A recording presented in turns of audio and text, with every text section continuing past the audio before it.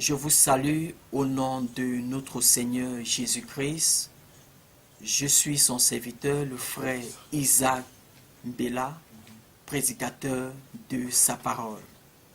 Lui qui est le Dieu Tout-Puissant qui s'est manifesté dans la création, qui m'a donné une fois de plus l'opportunité d'apporter ma pierre à l'édifice pour l'édification du corps de Christ.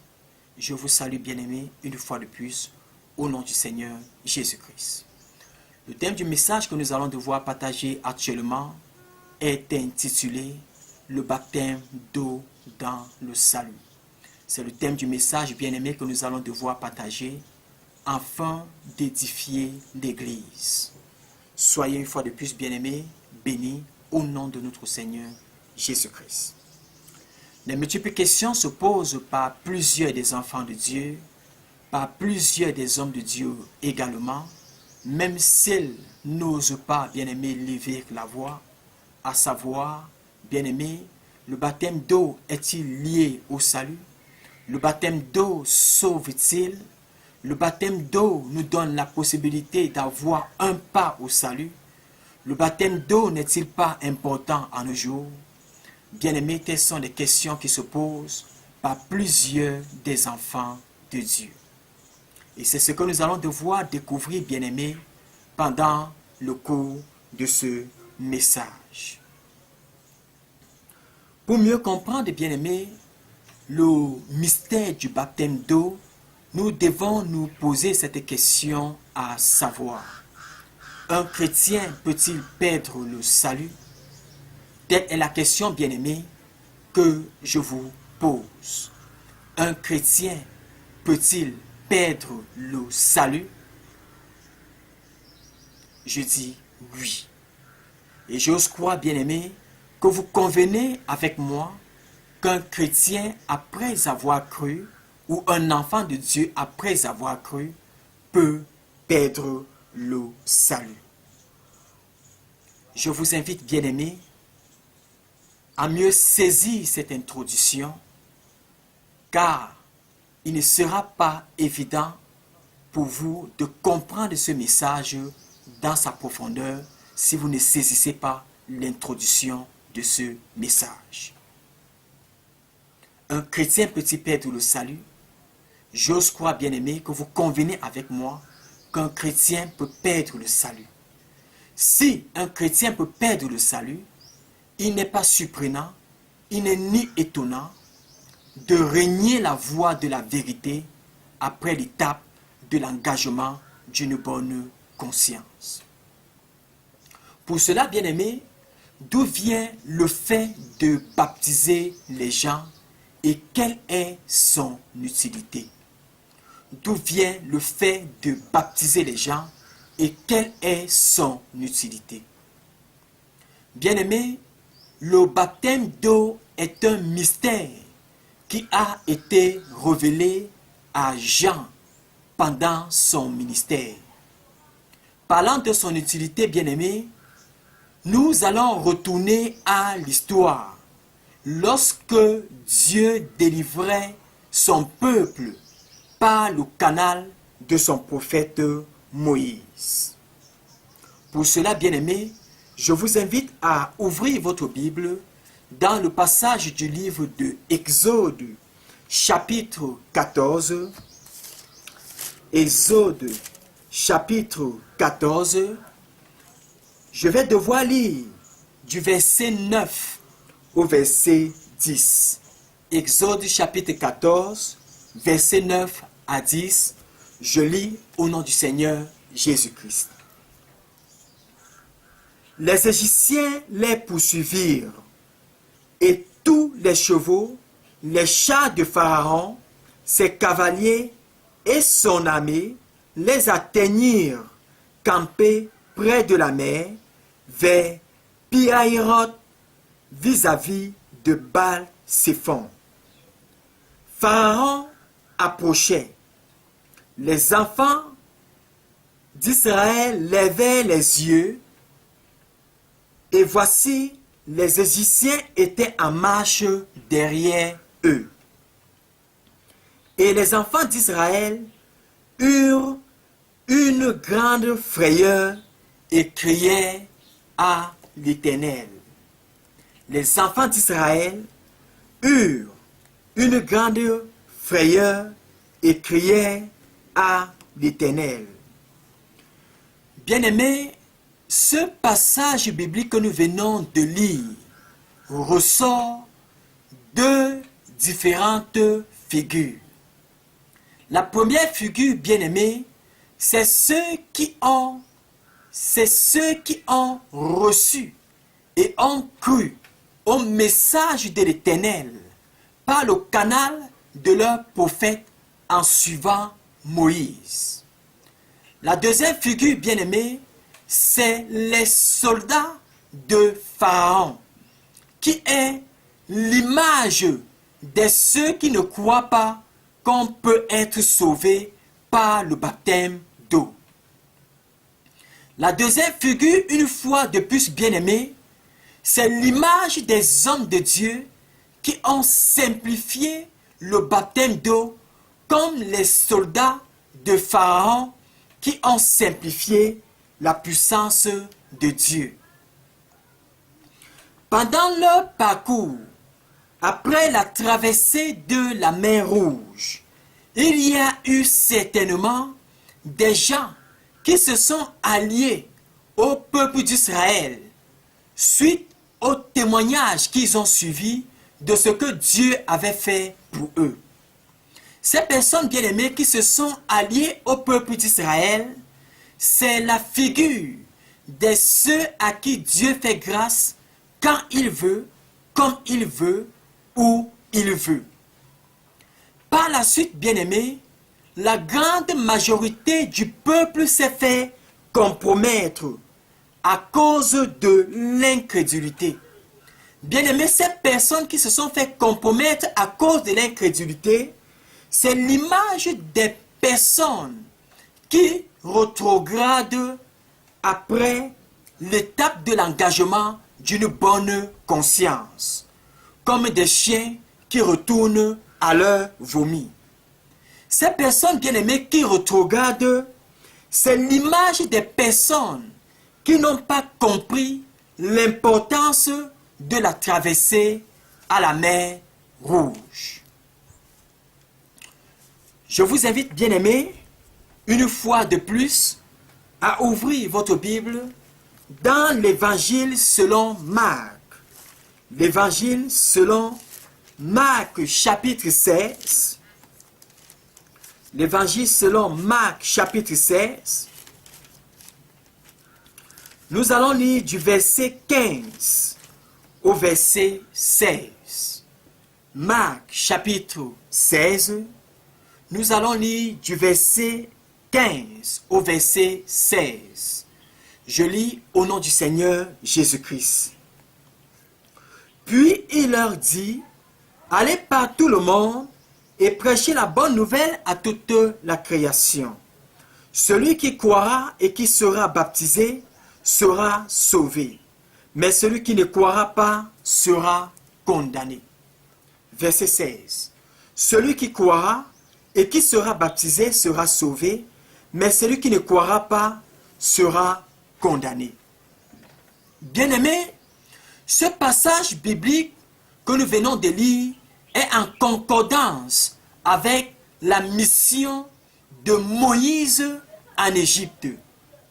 Bien-aimé, Moïse a prêché la parole.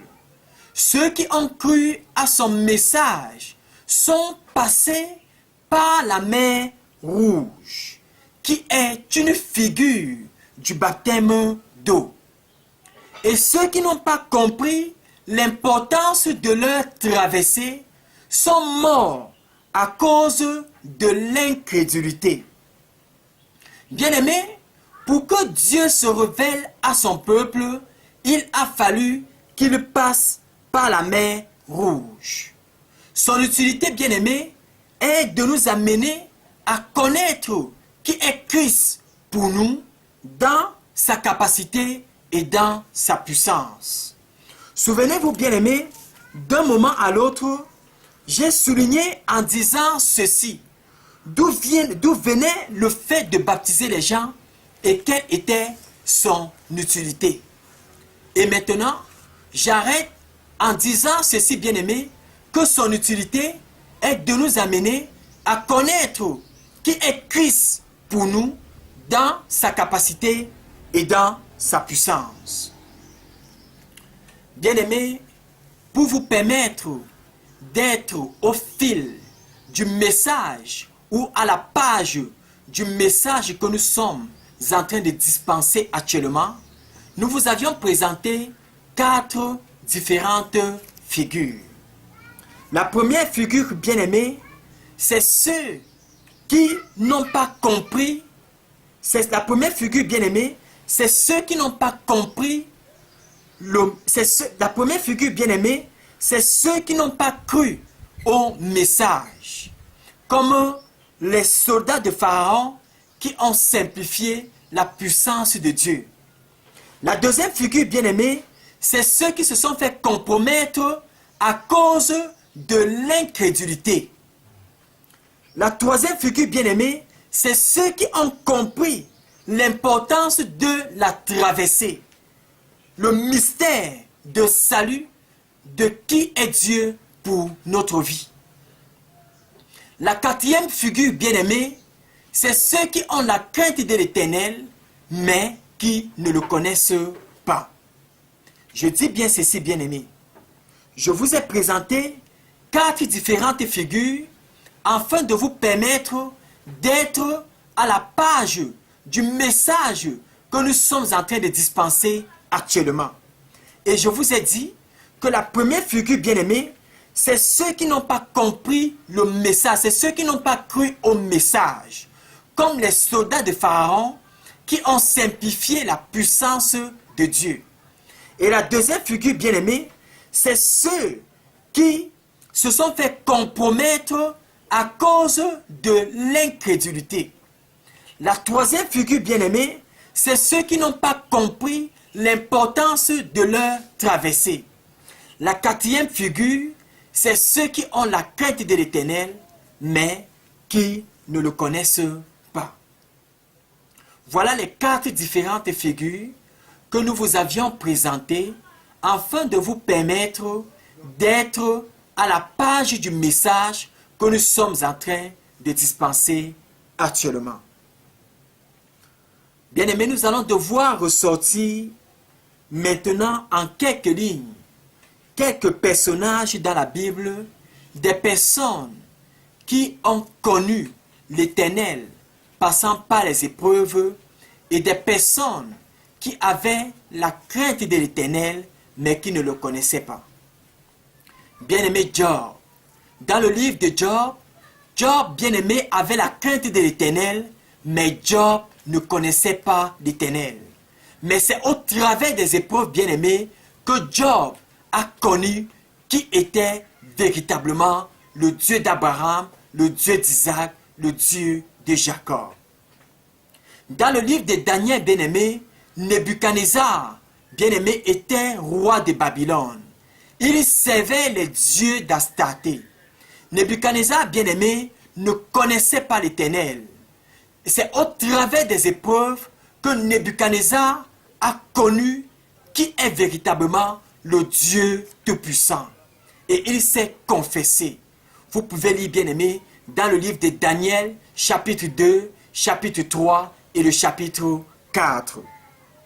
Bien-aimé, nous entrons dans les évangiles de Luc. Luc, bien-aimé, au chapitre 23. Le brigand qui était à la droite de Jésus lorsqu'ils étaient crucifiés.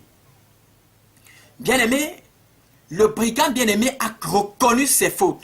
Il s'est confessé et il a imploré la grâce du Seigneur Jésus-Christ de se souvenir de lui.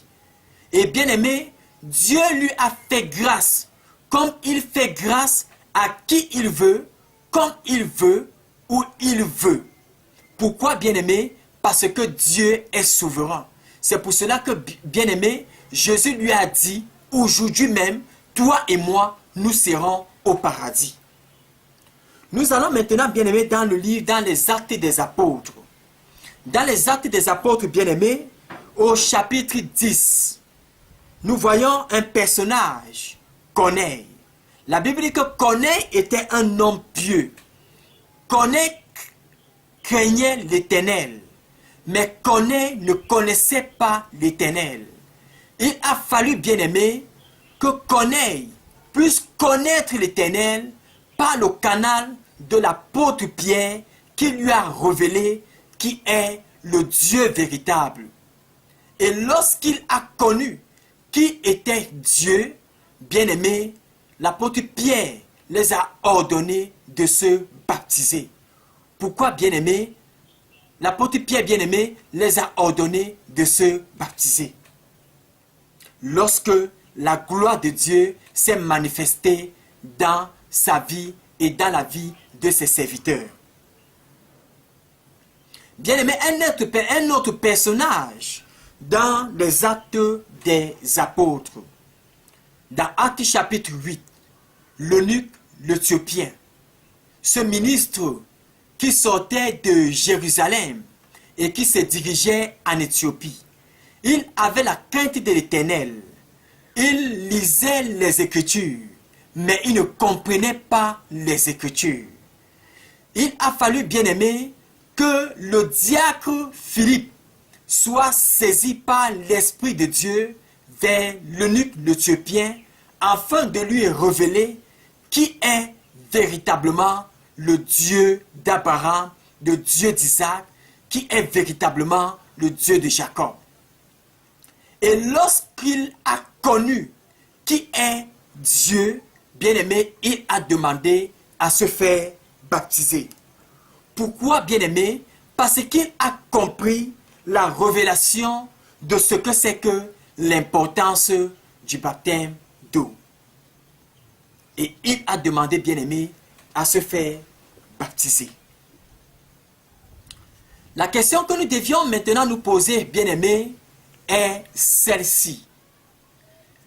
Si le baptême d'eau n'était pas important, pourquoi pendant le ministère de Jésus et après sa résurrection, ses disciples ont-ils continué à baptiser les gens? Si le baptême d'eau n'était pas important, pourquoi pendant le ministère de Jésus et après sa résurrection, ses disciples ont-ils continué à baptiser les gens? Puisque dans la grande commission, dans Matthieu chapitre 28, versets 19 à 20, la parole de Dieu mentionne ceci. Allez par tout le monde, faites de toutes les nations des disciples, et baptisez-leur au nom du Père, du Fils et du Saint-Esprit. Pourquoi Jésus a-t-il ordonné à ses disciples de baptiser les gens? Telle est la question, bien-aimée, que je vous pose. Puisque certaines personnes pensent que le baptême d'eau n'a plus de place à nos jours. Si le baptême d'eau, bien-aimé, n'a plus de place à nos jours, pourquoi dans la grande commission, Jésus a-t-il ordonné à ses disciples de baptiser les gens? Et d'autres personnes, bien-aimées, s'appuient dans le passage du livre de Éphésiens chapitre 4, verset 5, auquel il est mentionné qu'il n'y a qu'un seul baptême, soit disant que le baptême d'eau n'est plus important, mais il s'agit plutôt du baptême du Saint-Esprit. Bien-aimés, vous n'aviez rien compris des Écritures. Il ne s'agit pas du baptême du Saint-Esprit. Il s'agit, bien-aimés, du baptême d'eau dans le passage de Éphésiens chapitre 4, verset 5, auquel il est mentionné dans le passage de Éphésiens chapitre 4, verset 5, que nous allons devoir lire. Éphésiens chapitre 4, verset 5, auquel il est mentionné, il y a un seul Seigneur, une seule foi, un seul baptême. Le baptême dont on parle dans Éphésiens chapitre 4, verset 5, il s'agit du baptême d'eau.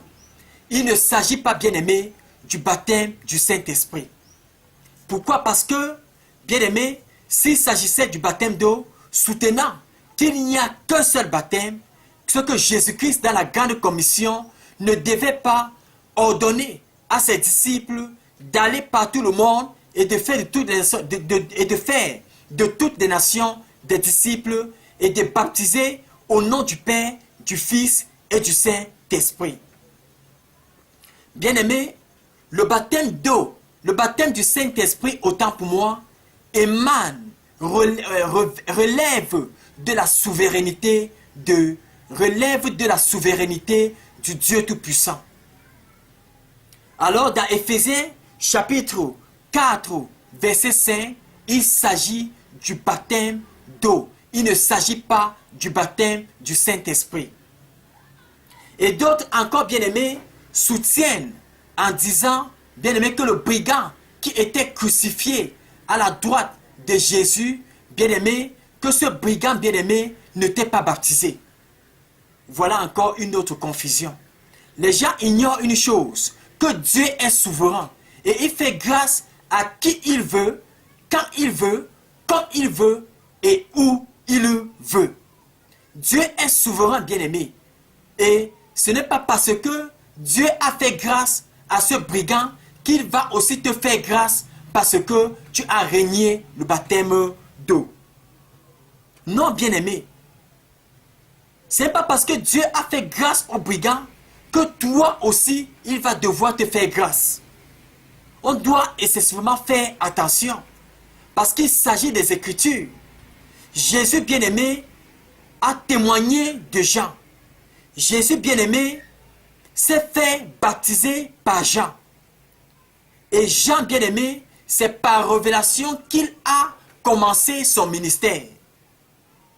Nous devons faire attention afin de ne pas nous laisser emporter par des pensées vaines. Car il s'agit de la parole de Dieu. Ce n'est pas une affaire des sentiments. C'est un principe bien établi. Raison pour laquelle cela est soutenu dans le passage du livre de Matthieu chapitre 19, Matthieu chapitre 28, versets 19 à 20. Et Jésus dit, baptisez-leur au nom du Père, du Fils et du Saint-Esprit. Si Jésus-Christ parlait du baptême du Saint-Esprit, est-ce que c'est un homme qui baptise du Saint-Esprit? Non, bien-aimé, ce n'est pas un homme qui baptise du Saint-Esprit, mais c'est le Dieu Tout-Puissant qui baptise du Saint-Esprit. Alors cela relève de la souveraineté. Le baptême du Saint-Esprit relève de la souveraineté de Dieu. Et le baptême de bien-aimé a été ordonné à des disciples. Et tous ceux bien-aimés qui reconnaissent être disciples de Christ, ce sont eux qui ont le mandat de baptiser les gens. Et il s'agit du baptême d'eau. Retenez cela, bien-aimés, à partir d'aujourd'hui. Alors je vais donc te dire, toi qui m'écoutes ici actuellement, tous ceux qui rejettent le baptême d'eau, rejettent Christ dans leur vie. Tous ceux qui rejettent le baptême d'eau, bien-aimé, rejettent Christ dans leur vie. Pourquoi, bien-aimé? Parce que Christ est le salut. Et c'est le salut qui a délivré le peuple d'Israël d'Égypte. Je dis bien ceci, bien-aimé. Tous ceux qui rejettent le baptême d'eau rejettent Christ dans leur vie. Pourquoi? Parce que Christ est le salut. Et c'est le salut qui a délivré le peuple d'Israël d'Égypte.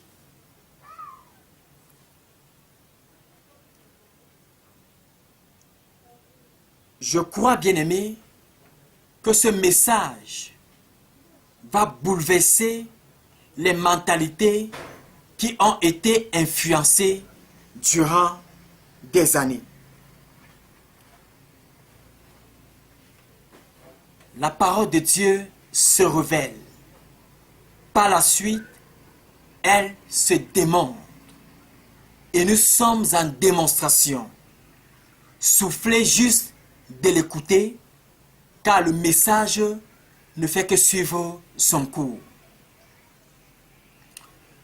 Vous allez certainement devoir me poser cette question maintenant, à savoir, le baptême d'eau sauve-t-il? Telle est la question que vous allez certainement devoir me poser maintenant. Si le baptême d'eau sauve. Évidemment, je dis oui. Le baptême d'eau sauve.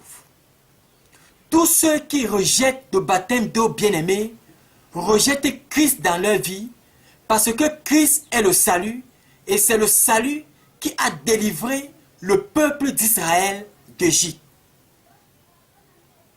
Bien-aimé, lorsque Dieu délivrait son peuple de l'Égypte, c'est ceux qui ont cru au message de l'Éternel qui ont traversé la mer Rouge.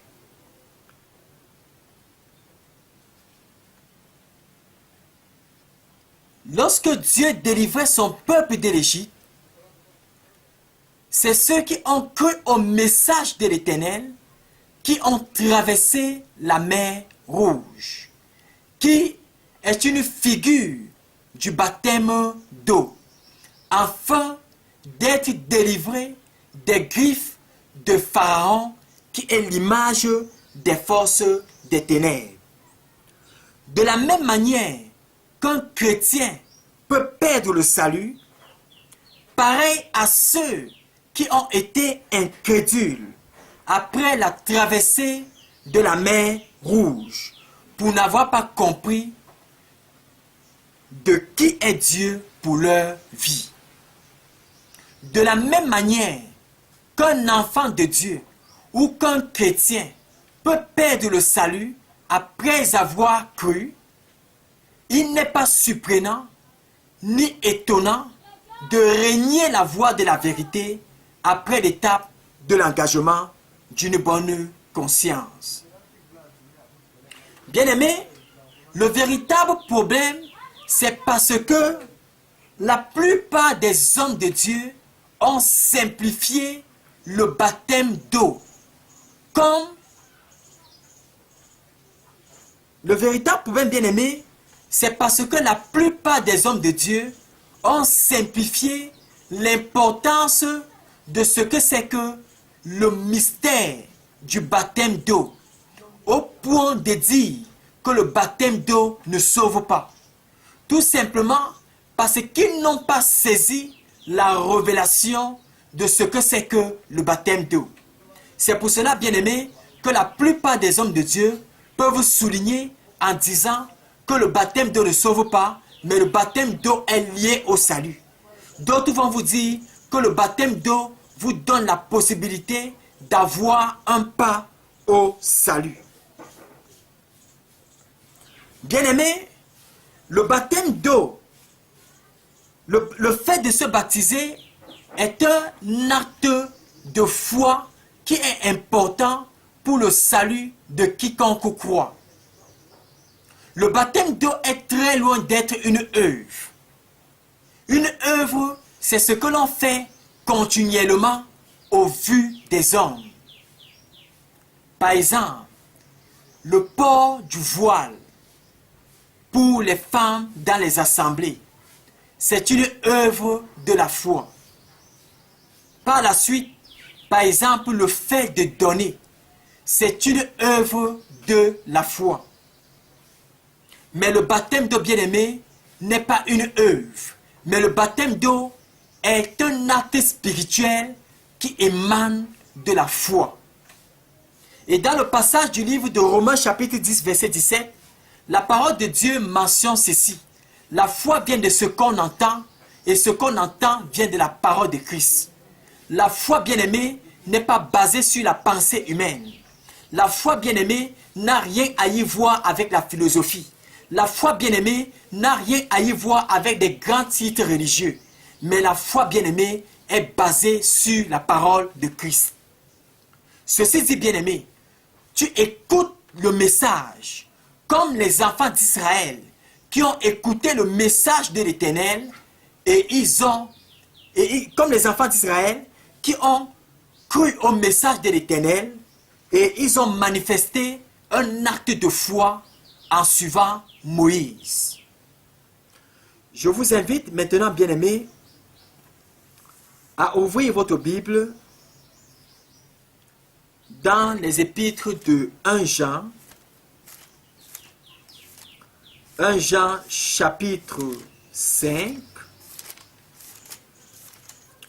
1 Jean chapitre 5, nous allons devoir lire du verset 7 au verset 8. 1 Jean chapitre 5, verset 7 au verset 8. Je lis au nom du Seigneur Jésus-Christ. Car il y en a trois choses qui rendent témoignage: l'esprit, l'eau et le sang. Et les trois sont d'accord. Car il y en a trois choses qui rendent témoignage: l'esprit, l'eau et le sang. Et les trois sont d'accord. Bien-aimés, de la même manière que le Seigneur guidait son peuple dans la colonne de nuée le jour et dans la colonne de feu la nuit, pareil, dans la nouvelle alliance, nous sommes conduits par le Saint-Esprit qui est l'Esprit de vérité. La Bible dit qu'il y a trois choses qui rendent témoignage: l'esprit, l'eau et le sang. Parlant de l'esprit, bien-aimé, de la même manière que le Seigneur guidait son peuple dans une colonne de nuée le jour et dans une colonne du feu la nuit, pareil dans la nouvelle alliance, nous sommes conduits par le Saint-Esprit qui est l'Esprit de vérité. Il y a trois choses qui rendent témoignage: l'esprit, l'eau et le sang. Parlant de l'eau, 90% des ressources sont faites à base de l'eau. 90% de ressources est faite à base de l'eau sur le plan naturel. Et l'eau, c'est la vie des hommes qui coule du rocher de l'Éternel. Et Christ bien-aimé est la source d'eau vive. C'est pour cela, bien-aimé, qu'il est mentionné dans le livre de Jean, auquel Christ mentionne qu'il est la source d'eau vive, que celui qui a soif vienne et boive, et les sources d'eau couleront de son sein jusqu'à la vie éternelle. Pourquoi, bien-aimé? Parce que Christ est la source d'eau vive. Bien-aimé, pour que les enfants d'Israël aient la vie sauve, il a fallu qu'ils passent par la mer Rouge, qui est une figure du baptême d'eau. Il y a trois choses qui rendent témoignage: l'esprit, l'eau et le sang. Le sang. Parlant du sang, bien-aimé, le sang de l'agneau est aspergé sur les poteaux et sur les linteaux pour protéger les premiers-nés des enfants d'Israël lorsqu'ils étaient en Égypte. Pareil dans la nouvelle alliance. C'est le sang de Christ qui est la figure. C'est le sang de Christ qui est la figure de Christ. C'est le sang.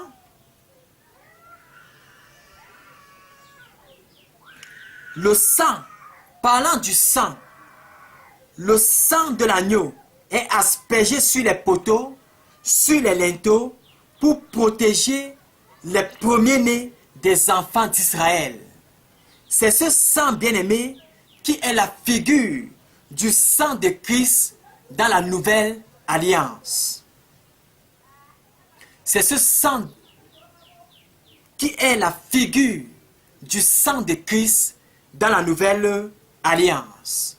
Le sang de l'agneau, le sang de Christ, le sang de vie.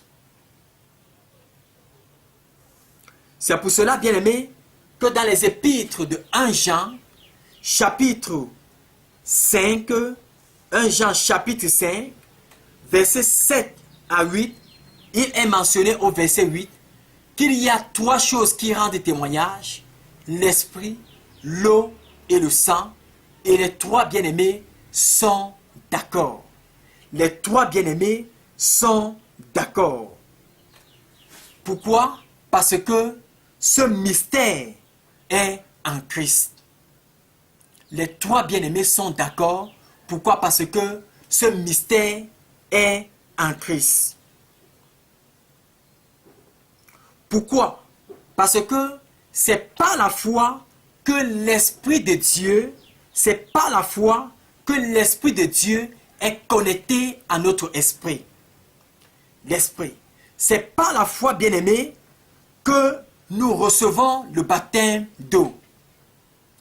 Et c'est par la foi, bien-aimés, que nous croyons à la rédemption, au rachat, que nous croyons à la rédemption par le rachat de nos péchés. C'est pour cela, bien-aimés, que dans les épîtres, c'est pour cela que dans les épîtres de 1 Jean chapitre 5 au verset 8, la Bible dit qu'il y a 3 choses qui rendent témoignage: l'esprit, l'eau et le sang. Pourquoi? Parce que c'est par la foi, bien-aimés, que l'Esprit de Dieu est connecté à notre esprit.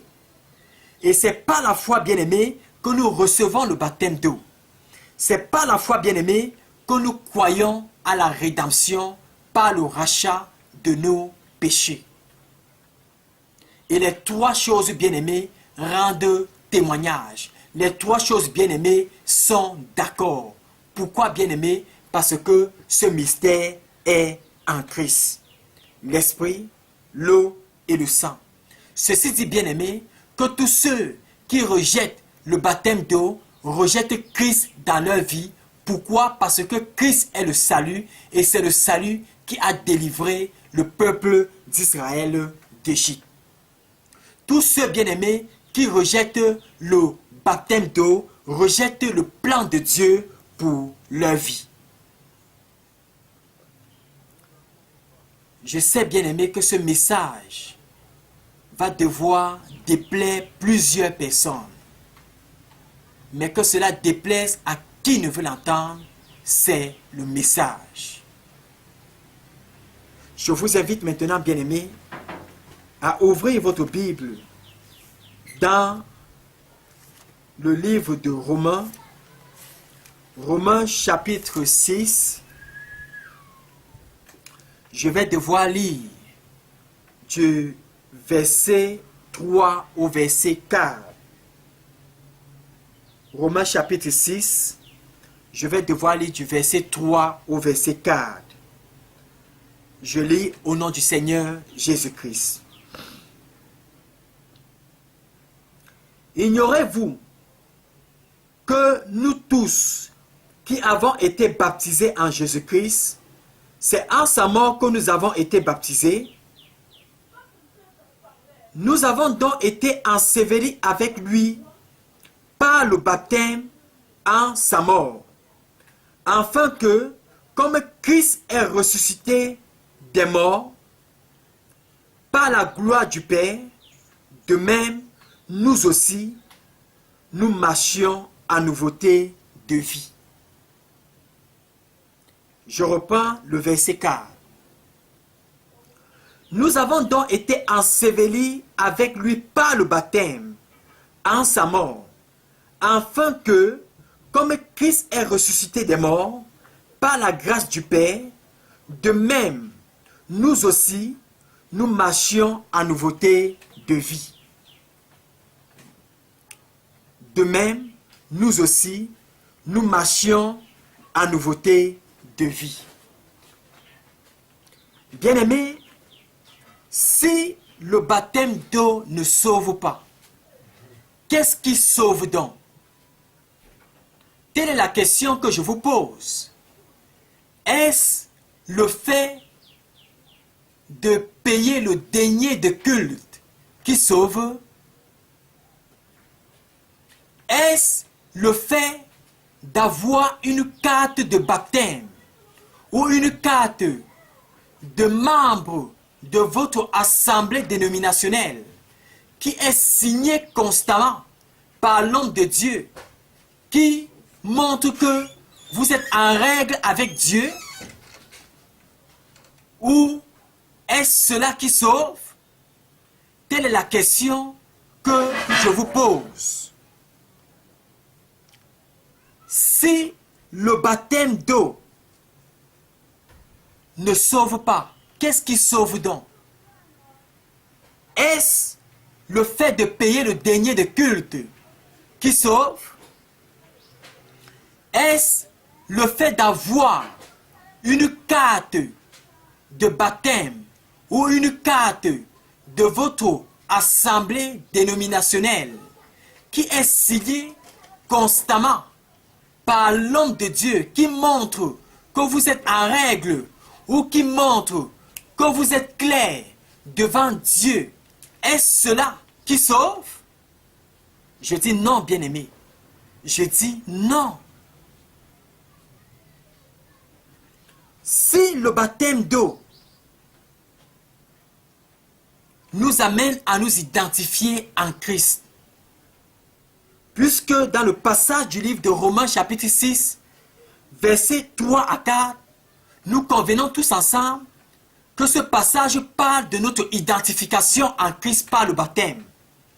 Si le baptême d'eau nous amène à nous identifier en Christ, cela voudrait dire que pour avoir reçu et pour avoir cru à la parole qui est Christ, on s'identifie en elle en se faisant baptiser du baptême d'eau. Je dis bien ceci. Si le baptême d'eau nous amène à nous identifier en Christ, cela voudrait dire que pour avoir reçu la parole qui est Christ et pour avoir cru à cette même parole qui est Christ, on se baptise en elle, on s'identifie en elle en se faisant baptiser du baptême d'eau. En se faisant baptiser du baptême d'eau. Maintenant, dans le passage du livre de l'Évangile selon Jean, chapitre 1, verset 12. Dans le passage de l'Évangile selon Jean, chapitre 1, verset 12. La parole de Dieu mentionne ceci. Mais à tous ceux qui l'ont reçu, à ceux qui croient en son nom, elle a donné le pouvoir de devenir enfants de Dieu. Mais à tous ceux qui l'ont reçu, à ceux qui croient en son nom, elle a donné le pouvoir de devenir enfants de Dieu. Bien-aimés, les enfants d'Israël, lorsqu'ils étaient en Égypte, ils ont reçu la parole, ils ont cru à la parole, et par la suite, ils sont passés par la mer Rouge, qui est une figure du baptême d'eau. Et la Bible précise, dans le livre de Jean chapitre 1, verset 12, « Mais à tous ceux qui l'ont reçu, à ceux qui croient en son nom, elle a donné le pouvoir de devenir enfants de Dieu. » Comment se fait-il que l'on adopte, ou que l'on approuve, ou que l'on accepte si facilement que l'on est un enfant de Dieu pour avoir reçu et pour avoir cru à la parole qui est Christ, et que le fait de s'identifier en elle ne sauve pas. Telle est la question que je vous pose. Puisque nous avions lu dans le passage du livre de Romains chapitre 6, versets 3 à 4, auquel nous convenons ensemble clairement que ce passage nous amène à nous identifier en Christ. Pourquoi? Parce que au verset 4, il est mentionné dans le livre de Romains, nous avons donc été ensevelis avec lui par le baptême en sa mort, afin que, comme Christ est ressuscité des morts par la grâce du Père, de même nous aussi, nous marchions en nouveauté de vie. Bien-aimés, comment se fait-il que l'on approuve si facilement du fait qu'on ait reçu la parole et qu'on ait cru à cette parole, que nous sommes enfants de Dieu et que le fait de s'identifier en cette parole qui est Christ, que nous ne sommes pas sauvés? Puisqu'on ne peut pas aller aux eaux de baptême sans toutefois avoir reçu la parole qui est Christ et sans toutefois avoir cru à cette même parole qui est Christ. Pourquoi? Parce que le fait d'aller aux eaux de baptême est un acte de foi qui émane, bien aimé. Pourquoi? Parce que le fait d'aller aux eaux de baptême est un acte spirituel qui émane de la foi. On ne peut que prouver notre nationalité en présentant une carte nationale d'identité. C'est ce qui nous donne la latitude de nous exprimer dans la nation. Je dis bien ceci. On ne peut que prouver notre nationalité en présentant une carte nationale d'identité. C'est ce qui nous donne la latitude de nous exprimer dans la nation. Mais nous devons faire attention. Ce n'est pas parce que nous avions une carte nationale d'identité qu'on va devoir violer les lois de la nation à laquelle nous appartenons. Ce n'est pas parce que nous sommes identifiés en Christ par le baptême d'eau qu'on va devoir confondre la liberté et le libertinage. Nous devions savoir faire la part des choses.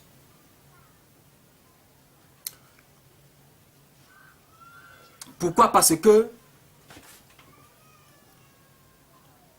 comment se fait-il maintenant que l'on te dise que tu n'es pas sauvé alors que tu es identifié en Christ par le baptême d'eau? Comment se fait-il que l'on te dise que tu n'es pas dans le royaume alors que tu es identifié en Christ? Bien-aimé, cela voudrait dire que quelque part, il y a un véritable problème. Il y a un sérieux problème quelque part. Puisque on ne peut que marcher en nouveauté de vie que par la foi en la mort de Christ et en sa résurrection. Bien-aimé, l'apôtre Paul, pendant son ministère, a ressorti la révélation de ce que c'est que le baptême d'eau dans le passage du livre de Romains chapitre 6. Voilà pourquoi, bien-aimé, il parle du baptême de la régénération selon Tite chapitre 3 verset 5. Pourquoi? Parce que on renaît en Christ. Ah oui, bien-aimé, parce que on renaît en Christ. Dans le livre de Galates chapitre 3 verset 27, la parole de Dieu mentionne ceci. Vous tous qui avez été baptisés en Christ, vous aviez revêtu Christ. Vous tous qui avez été baptisés en Christ, vous aviez revêtu Christ.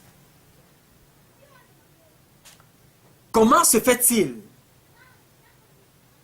qu'on se baptise ou qu'on s'identifie en quelqu'un et que l'on vous dise, bien-aimé, que vous n'êtes pas à l'image de cette personne? Telle est la question que je vous pose. Comment se fait-il que l'on se baptise en quelqu'un ou que l'on s'identifie en quelqu'un et que l'on vous dise que vous n'êtes pas à l'image de cette personne? Puisque la parole de Dieu mentionne dans le livre de Galates, chapitre 3, verset 27, que vous tous qui avez été baptisés en Christ, vous aviez revêtu Christ.